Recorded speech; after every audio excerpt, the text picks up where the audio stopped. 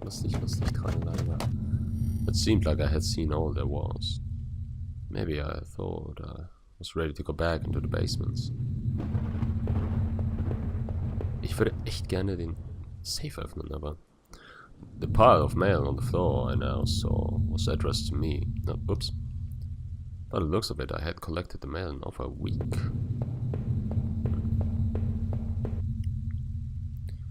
Basement it is.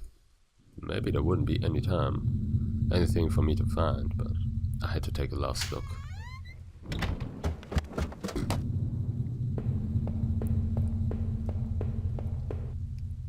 The wall was cracked and pitted. I was told by an inspector the basement had been partially filled in before I bought the house. But by the look of that wall, I was going to need to fix the foundation. Everything smelled musty and old down here. Nothing there, it seems. How many breakfasts had I eaten here, there, completely alone? Must have locked the door. There was no reason to return to the backyard anyway. Okay. Wir können wir nicht durch den Keller. Was it all a dream? That was it. With Rachel gone, I couldn't stand to be in that house a moment longer. Did I leave? Say goodbye to that nightmare forever? I guess.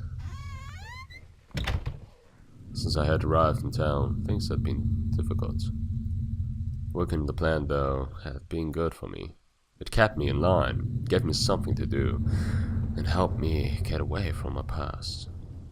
When the factory closed, everything changed. I guess that was when I had started sleepwalking, disappearing for hours at a time. Drinking was probably just a way to deal with that. It was almost as if I was trying to beat my brain at its own game. Things stopped making sense sometime after that, and my memories of what happened are still a flux. I suppose that was when Rachel came along. This night had been the worst of my entire life. Would it even be possible to bounce back from everything that had happened? Everything I'd seen? You know, in a way, I almost wish I hadn't even woken up tonight. It would have spared me a lot of pain. What had happened to the other man I found in that old house? Had I killed him? Is that why I was locked in a room? Or did you?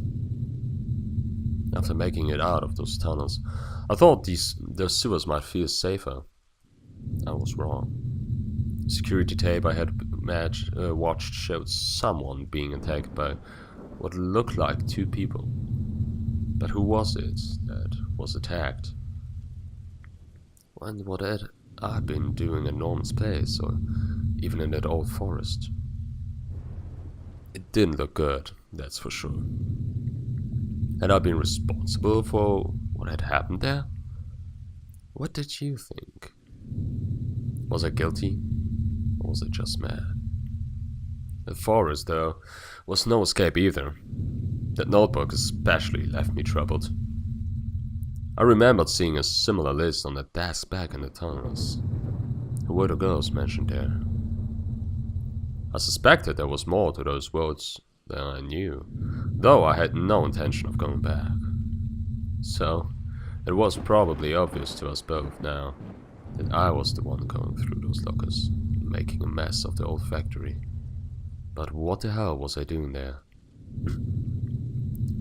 I suppose it could have just been another episode, but I didn't understand. Was it really me drinking in that boarded up room? What had I become? What more is there that you're not telling me? I had to catch my breath to take it all in. At each point until the factory, things had only gotten worse. But then going to Norman's store, that's where the confusion and doubt started to set in. That's when my perspective on all this really started to change. Norman was dead. but I had no idea what had happened to him or what that box of clothes I had found in his attic meant. Did he know? But as painful as all of that was, I know I couldn't bear to think about it again. After all I had seen and done, finally coming home was supposed to be the end to this entire ordeal. I had no idea, though, that it was only the beginning. The silence in the house when I had first stepped through the kitchen door, that should have been my first clue. To think that I went through all of that and completely unaware of what I would discover. Did you know before the end? Did you mock me when you finally showed me the truth? You don't know what it's like to have everything ripped away from you in a heartbeat. How could I possibly go on? Now knowing what I do, without Rachel, even though of Rachel, I was truly lost.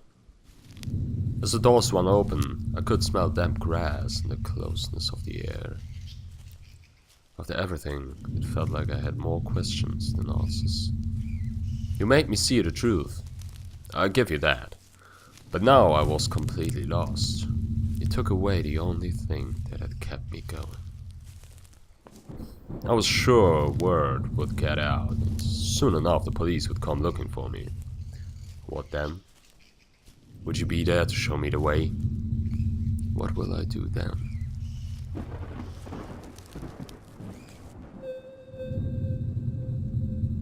Wow. Okay, wow. Also das habe ich nicht erwartet, ganz ehrlich.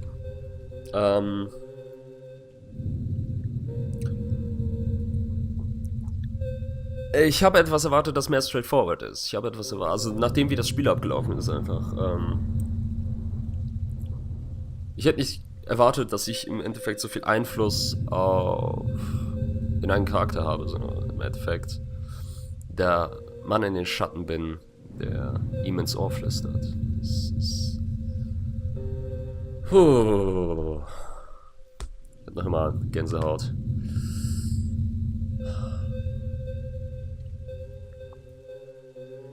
Dementsprechend ist es sogar gut, dass das Spiel so kurz ist. So kann man sich wenigstens, so kann man sich einfach mal nochmal die Zeit nehmen, um nochmal das Spiel durchzuspielen und einfach etwas anderes zu versuchen. Yeah.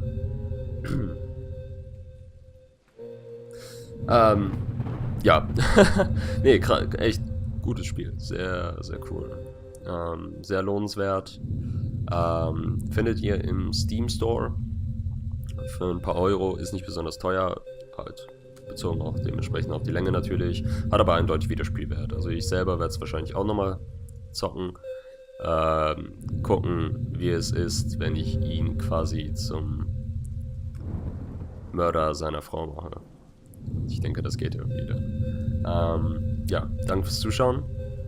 Besucht uns auf victoryroad.de.